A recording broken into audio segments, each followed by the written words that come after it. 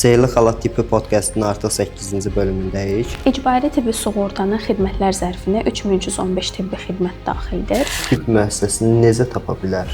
Beyin, ürək əməliyyatları, oftalmoloji tibbi xidmətlərin genişləndirilməsi, eləcə də Bəs bunun hansı üstünlükləri olacaq vətəndaşlar üçün? bu zaman göndəriş verilərək o özəl tibb müəssisələrindən birinə yönləndirilə bilər. Hər xəstəxanaya yəqin ki, gedəndə də görürsüz qeydiyyat sistemi var. Onlar daxil edirlər, qəbz verirlər. Seyirli Xalat Tibbi podkastının artıq 8-ci bölümündəyik. Bu gün icbari tibbi sığortadan danışacağıq. Qonağımız İcbari tibbi sığorta üzrə Dövlət Agentliyinin marketinq və ictimaiyyətlə əlaqələr departamentinin məsləhətçisi Nərgiz Əlimərdanovadır. Xoş gəlmisiniz Nərgiz xanım. Xoş gördük. Çox sağ olun dəvətiniz üçün. Təşəkkürlər. Nərgiz xanım, elə ilk sual olaraq bundan başlamaq istəyirəm ki, hansı xidmətlər icbari tibbi sığorta üzrə Dövlət Agentliyi tərəfindən qarşılanır və kimlər istifadə edə bilər? İcbari tibbi sığortanın xidmətlər zərfinə 3315 tibbi xidmət daxildir. Bunların təbii ki, hər birini burada sadalaya bilmərik, amma ümumi qruplaşdırsaq, bunlar baş beyin, ürək damar, oftalmoloji, travmatoloji, neyrocərrahi tibbi xidmətlərdir. Eləcə də xidmətlər zərfində uşaqlar üçün karlığın qarşısını alan koklear implantasiya, endoprotez əməliyyatları və dəyəri yüksək olan və hər kəsin də bildiyi orqan transplantasiyası əməliyyatıdır ki, xidmətlər zərfində yer alır.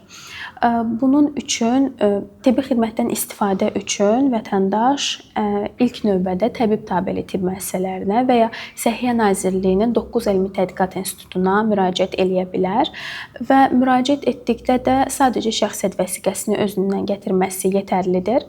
Şəxsiyyət vəsiqəsi ilə birgə qeyd etdiyim tibb müəssisələrindən birinə yaxınlaşa bilər və qeydiyyat şöbəsinə şəxsiyyəti təqdim etdikdə istədiyi həkimin adını söyləyə bilər. Bu barədə azaddır, seçimində azaddır.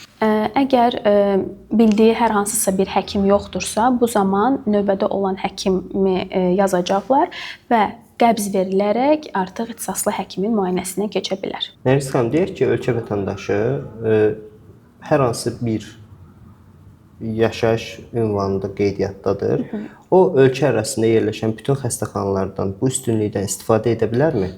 Çox yaxşı sualdır. Əvvəl qayda belə idi ki, ilk növbədə yaşayış üzrə yerləşən poliklinikaya yaxınlaşmaq lazımdır. Oradan göndərişi alıb daha böyük xəstəxanaya, yəni ixtisaslaşmış bir xəstəxanaya getmək olardı. Lakin qaydalar dəyişdi. Vətəndaşların rahatlığı üçün birbaşa şəkildə vətəndaşlar istənilən böyük xəstəxanalara yaxınlaşa bilərlər və göndəriş vərəqəsi olmadan istənilən ixtisaslaşmış xəstəxanaya yaxınlaşa bilərlər. Sadəcə bir məqamı da qeyd edeyim ki, poliklinikalar yaşadığı ünvan üzrə müraciət olunmalıdır.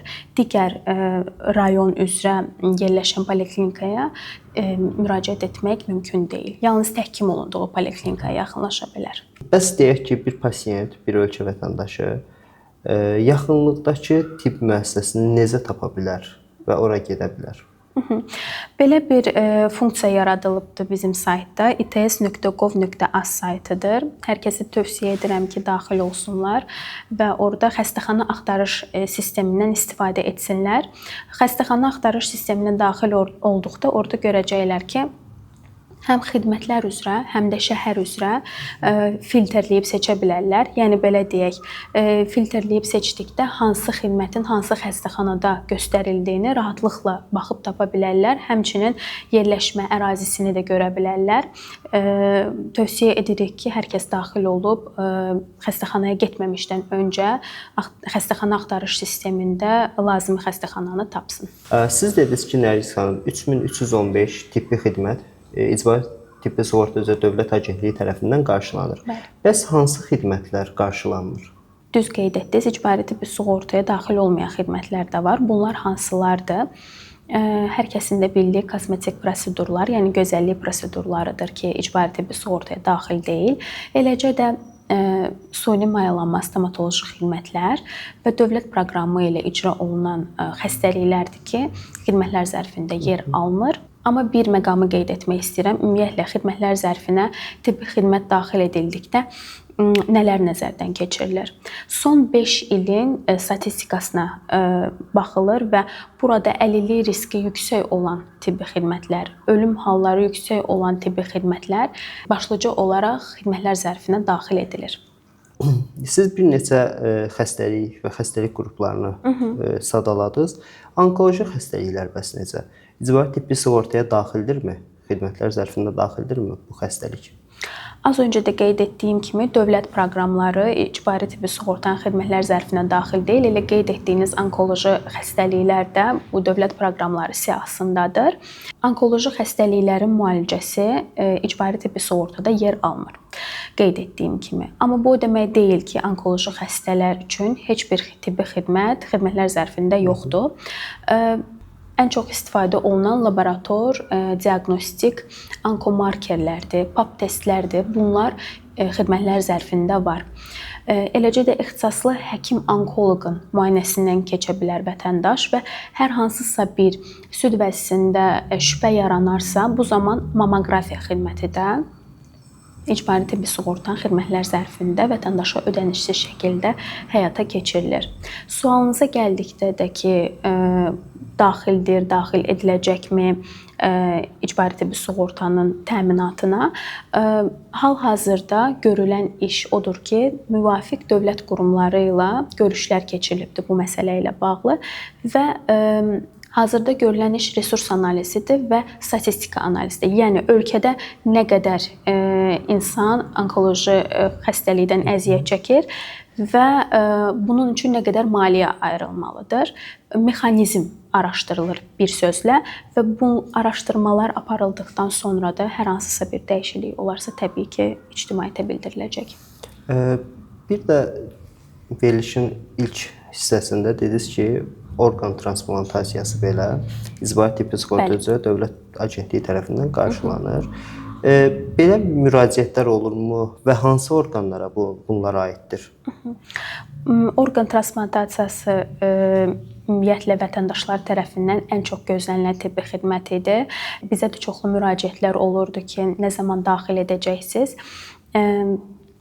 Və orqan transplantaciyası vətəndaşların istəyinə əsasən xidmətlər zərfinə daxil edildi və hal-hazırda icbari tibbi sığorta ilə 3 transplantasiya həyata keçirilir və hal-hazırda icbari tibbi sığorta ilə qaraciyər, böyrək və sümüklü transplantasiyaları həyata keçirilir. Bunlar limitli şəkildə həyata keçirilir. İnsan sayına olan limitdir. Yəni belə deyək, il ərzində qaraciyər 100, böyrək 150 və sümüklü 20 əməliyyat olmaqla həyata keçirilir. Bu proses necə baş tutur? İlk növbədə əgər vətəndaşın orqan çatışmazlığı diaqnozu qoyulubsa, ölkədə fəaliyyət göstərən transplantasiya üzrə koordinasiya mərkəzi var. Ora müraciət etməlidir. Ora müraciət etdikdə sənədlərlə birgə gəlməlidir və sənədlərlə birgə gəldikdə onu hər hansısa bir tibb müəssisəsinə yönləndirəcəklər. Bu təbii ki, orqan transplantaciyası icra edən tibb müəssisələrindən biri olacaq. Onu qeyd edim ki, vətəndaş həm həkimi, həm də tibb müəssisəsini seçməkdə azaddır. Həkim və onu yönləndirdikdən sonra transplantasiya mərkəzi xəstəxanada fəaliyyət göstərən həkim komissiyasından keçməlidir. Həkim komissiyası yoxlayır. Burada bir neçə ixtisaslı həkimlər vətəndaşı yoxlayırlar. Yoxladıqdan sonra yekun bir rəy formalaşır və rəyin əsasında da artıq əməliyyat etmək olar, olmaz yekun bir qərar verilir. Donorlar kimlər ola bilər? Elə bizə verilən suallardan biri budur.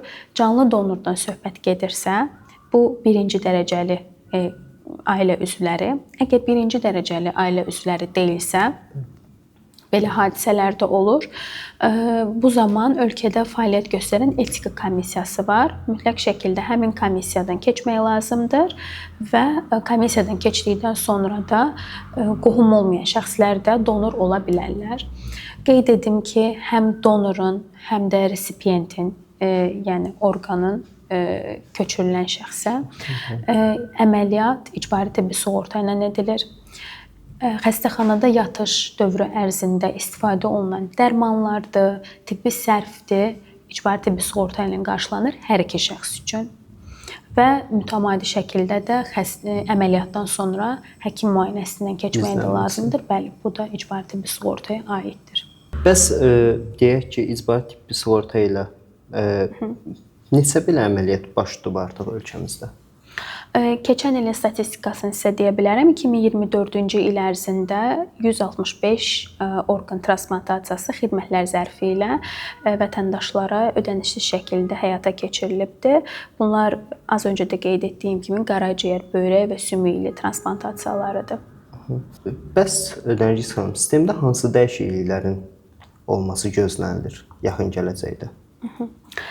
Biz ilk başlayanda 1800-dən çox tibbi xidmətlə başlamışdıq xidmətlər zərfində. Hal-hazırda danışığımız əsnasında dəfələrlə təkrarladığımız kimi bu 3315 tibbi xidmət olubdu. Yəni xidmətlər zərfi mütəmadi olaraq yenilənir, təkmilləşdirilir. Elə yenilik də bu istiqamətdədir. Xidmətlər zərfinin yenilənməsi nəzərdə tutulubdu. Soruşsaz ki, hansı sahələr üzrədir? Beyin, ürək əməliyyatları, oftalmoloji tibbi xidmətlərin genişləndirilməsi, eləcə də lor və neyrocərrahi tibbi xidmətlərin də artırılması nəzərdə tutulubdu və bildiyiniz kimi də bu istiqamətlər üzrə müzakirələr aparılıbdı, ictimai müzakirələr aparılıbdı, həkimlərdən rəylər alınıbdı, bir sıra tibb ictimaiyyətinin birliklərinin, ekspertlərindən rəylər alınıbdı və bu rəylər əsasında da xidmətlər zərfində dəyişikliklər baş verəcək. Nələr nəzərdə tutulubdu? Tibbi xidmətə daxil olan prosedurların təfərrüatlı və izahlı yazılışı. Yəni bu nə deməkdir? Məsələn, elə misal üzərindən gedim. Ürək cihazlarının implantasiyası üçün olan tibbi xidmətdə elektrokardiosimulyatorların növləri qeyd olunacaq. Yəni dəqiq şəkildə yazılacaq ki, bura hansı prosedurlar aid olacaq. Bu vətəndaş üçün də yaxşıdır. Tibbi xidməti oxuyanda onun altında nələr bu tibbi xidmətə daxildir, hansı prosedurlar, hansı cihazlar daxildir, aydın şəkildə qeyd ediləcək.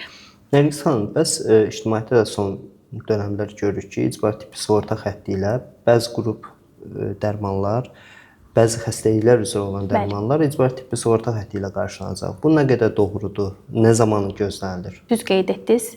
Dərmanlar, yəni həkim resepti əsasında yazılan dərmanların icbari tibbi sığorta ilə qarşılanması nəzərdə tutulubdur. Bunlar hansı qrup xəstəliklərdir? Birinci ürək-damar, həzm və tənəffüs sistemi xəstəlikləri 3 il ərzində birinci ürək-damar, ikinci həzm və sonuncu mərhələdə isə tənəffüs sistemi xəstəliklərin üçün dərmanlar, dərman vasitələri vətəndaşlara veriləcək. Təbii ki, növbəti illərdə xəstəliklərin qruplarının artırılması da nəzərdə tutulubdur.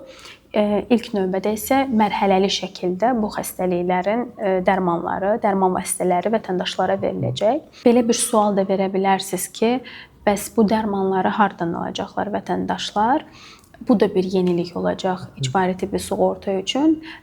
Agentlik olaraq özəl apteklərlə müqavilə bağlanacaq və elektron resept əsasında vətəndaş aptekə yaxınlaşaraq sığortanın təmin elədiyi dərman vasitəsini ala bilər. Düşünürəm ki, bu addım ölkə vətəndaşları üçün çox yaxşı olacaq. Bəs bunun hansı üstünlükləri olacaq vətəndaşlar üçün?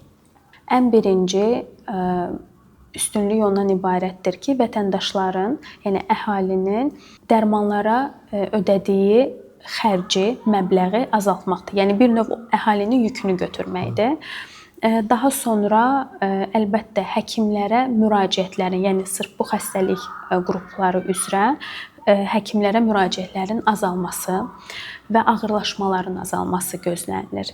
Bu da öz növbəsində o deməkdir ki, stasionar yatışlar da azalacaq.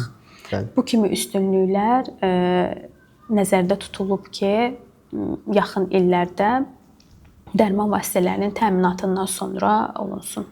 Bəs mümkündürmü ölkə vətəndaşı bir müddət sonra göndəriş almadan özəl tibb müəssisəsinə birbaşa üst tuta bilsinlər? Bu mümkün olacaqmı? Hal-hazırda qayda belədir ki, özəl tibb müəssisələrinə istəyirsiniz ən başdan başlayaq. Özəl tibb müəssisəsinə müraciət qaydası belədir ki, ilk növbədə vətəndaş Təbib Tabeli və Səhiyyə Nazirliyinin 9 Elmi Tədqiqat İnstitutuna müraciət etməlidir. Əgər ona lazım olan tibbi xidmət orada göstərilməsi mümkün deyilsə, bu zaman göndəriş verilərək o özəl tibb müəssisələrindən birinə yönləndirilə bilər. Qeyd etdiyiniz suala gəldikdə, hal-hazırda qayda belədir ki, özəl tibb müəssisələrinə göndərişsiz şəkildə getmək yalnız təcili və təxirə salınmaz hallarda mümkündür. Yəni bu nə deməkdir? Təcili haldır, yaxınlıqda olan istənilən özəl tibb müəssisəsinə də getmək olar, müraciət etmək olar. Bu zaman müraciət etdikdə özəl tibb müəssisəsi agentliklə əlaqəyə keçir, müraciət edir ki, belə bir xəstə bizə daxil olubdur, təcili halda gəlibdir və onun lazımi sənədləri sistemə yüklənərək agentlik tərəfindən yoxlanılır. Yoxlanılır və təsdiq edilirsə də həmin məbləğ tibb müəssisəsinə ödənilir. Təcili hallarda göndərişsiz getmək mümkündür. Qayda hal-hazırda belədir. Ümumiyyətlə agentliyin 180-dən çox özəl tibb müəssisəsi ilə müqaviləsi var. Hətta belə bir maraqlı bir statistikanı da deyə bilərəm ki, özəl tibb müəssisələri sadəcə Bakını əhatə etmir. Azərbaycanın digər rayonları, yəni bölgələrində də fəaliyyət göstərən özəl tibb müəssisələrinin də müqaviləsi var. 70% rahatlıqla, yəni Bakıya gəlmədən özəl tibb müəssisəsində xidmət ala bilər. Bu vətəndaşların elə rahatlığı üçündür ki, belə deyək, yol ölçmədən də tibbi ərazi bölməsi üzrə də fəaliyyət göstərən özəl tibb müəssisəsinə müraciət etsinlər. 70%-i Bakıda yerləşən özəl tibb müəssisələridir, 30% isə özəl müəssisələrin bölgələrdə fəaliyyət göstərən tibb müəssisələridir və bu say 180-dən çox tibb müəssisəsi dedim. Bu say mütəmadi olaraq yenilənir. Təbii ki. Və tövsiyə edirəm ki, özəl tibb müəssisələrinin siyahısı ilə its.gov.az saytına daxil olub tanış olsunlar. Bəs Nərgiz xanım, özəl tibb müəssisəsini biz necə seçə bilərik? Bu da çox yaxşı bir sualdır. Dövlət tibb müəssisəsinə getdikdə, orada əgər mümkün deyilsə, az öncə qeyd etdiyim kimi, göndəriş sizə açılır sistemdə və 24 saat ərzində sizin telefonunuza SMS kod gəlir. Yəni 24 saat ərzində sizin göndərişiniz təsdiqlənir. Təsdiqləndikdən sonra artıq bir neçə seçim üsulu var. Ən geniş yayılmışı e-təbib mobil tətbiqidir. Yəqin hər kəsin də bildiyi kimi koronavirus vaxtında istifadə olunan e-təbib mobil tətbiqində bir çox funksionallıqlar var. Onlardan biri də elə göndərişlər üzrə özəl tibb müəssisələrini seçməkdir. Kod gəldikdən sonra e-təbib mobil tətbiqi vasitəsilə daxil olub özəl tibb müəssisəsini təsdiq edə bilər. Deyək ki, yaşlı nəslin nümayəndəsidir, ola bilər ki, e-təbib mobil tətbiqindən istifadə etmir. Bu zaman xəstəxanada vərəqə verilir, göndəriş vərəqəsi və 24 saat ərzində təsdiq edildikdən sonra orada vərəqənin üzərində olan QR kod aktivləşir. QR kodu oxutmaq olar və hansı tibb müəssisələrinə getmək olar, onun siyahısı çıxacaq. Amma digər bir üsul da var ki, və qeyd etdiyim kimi də saytımızda belə bir bölmə var. Müqavilə bağlanan tibb müəssisələrinin siyahısı. Orada tibb müəssisələri ilə baxa bilərlər. Əlaqə nömrələri var. Zəng eləyə bilərlər və zəng etdikdə xidməti ala bilərlər, növbəyə düşürlər və s. Nərgiz xanım, bir çox mövzulara toxunduq. Bəs 4 ildir ki, artıq ölkə vətəndaşları icbari tibbi sığorta xətti ilə bir çox xidmətdən təmənnasız yararlana bilirlər. Bu 4 ildə nələr dəyişdi? Mən istərdim ki, o haqqda da məlumat verəsiniz. İcbari tibbi sığortanın tətbiqi Azərbaycan səhiyyəsində bir yenilikdir. Elə yenilik sualınıza davamı olaraq da bunu deyə bilərəm. Bu bir yenilik idi və icbari tibbi sığortanın tətbiqindən sonra da bir sıra mühüm addımlar atıldı səhiyyə sahəsində. Onlardan ən əsası maliyyə mexanizminin dəyişməsi oldu. Bir digəri xidmətlərə əlçatanlığın artırılması. Hal-hazırda son 4 ilin statistikasına baxsaq, 235 milyondan çox icbari tibbi sığorta ilə vətəndaşlar tibbi xidmət alıblar. Bu kifayət qədər böyük bir rəqəmdir. Yəqin özünüz də görürsüz ki, dövlət tibb müəssisələrinə müraciətlər çox olur və ona da əsasən də tibbi xidmətlərin də sayı artıbdı. Bir digər sığortanın tətbiqindən sonra dəyişiklik həkimlərin maaşlarında olan dəyişiklikdir. Bu nə deməkdir? Sığorta tətbiq edildikdən sonra əmək haqqlarına hər ay sabit əlavələr, icbari tibbi sığortanın sabit əlavəsi əlavə edildi və bonuslar, yəni hər xəstəyə əsasən gələn bonuslar həkimlərin maaşlarına əlavə edildi. Bu da əlavə maraqdır həkim üçün. Bəli, əlavə maraqdır, əlavə həvəsdir, həvəsləndirir onları. Xəstəxanadan danışsaq, xəstəxananın ümumiyyətlə qeydiyyatı sıfırdan quruldu. Qeydiyyat sistemi, vahid bir sistem yaradıldı. Hər xəstəxanaya yəqin ki, gedəndə də görürsüz, qeydiyyat sistemi var. Onlar daxil edirlər, qəbz verirlər. Bu icbari tibbi sığortanın tətbiqindən sonra yarandı. Eləcə də yeni avadanlıqların gətirilməsi, ölkəyə təcili tibbi yardım avtomobillərinin alınması, artırılması da sığortanın tətbiqindən sonra sürətləndi. Danışığımız əsnasında da söyləmişdim ki, ilk başlayanda 1800-dən çox tibbi xidmətlə başlamışdıq, amma hal-hazırda 3315 tibbi xidmətdir. Bu da elə 4 il ərzində gözlə görülən rəqəmlərdir ki, xidmətlər zərfi daim təkmilləşdirilir, yenilənir. Əvvəllər məsələn bəzi xidmətlər üzrə, endoprotez üzrə, koklear implantasiya üzrə limitlər var idi. Yəni il ərzində limitli şəkildə icra olunurdu. Daha sonra onlar aradan qaldırıldı. Bəli. Nərgiz xanım, düşünürəm ki, bu veriliş ölkə vətəndaşları üçün çox maraqlı oldu. Böyük ehtimal bilmədikləri məqamlara toxundunuz. Onlar artıq 3315 tibbi xidmətdən təmənnasız istifadə edə biləcəklərini bildilər. Mən sizə təşəkkür edirəm dəvət etdiyiniz üçün. Belə bir platforma yaratmısınız və burada bizə danışmağa, insanları maarifləndirməyə imkanı yaradırsınız. Mən arzuluyuram ki, təki heç kim xəstələnməsin, təki xəstəliklərdən uzaq olsunlar, amma xəstələnsələr də belə icbari tibbi sığortadan istifadə etmək vətəndaşlarımızın haqqıdır. Əgər hər hansısa da bir çətinlik yaşayarlarsa, tövsiyə edirəm ki, Agentliyin 1542 çağrı mərkəzinə zəng etsinlər. Bura bütün operatorlardan zənglər ödənişsizdir. Gözəl həkimlərimiz əyləşibdir. Zəng eləyə bilərsiniz. Hər hansısa bir çətinlik olarsa, onlar sizi düzgün şəkildə yönləndirə bilərlər.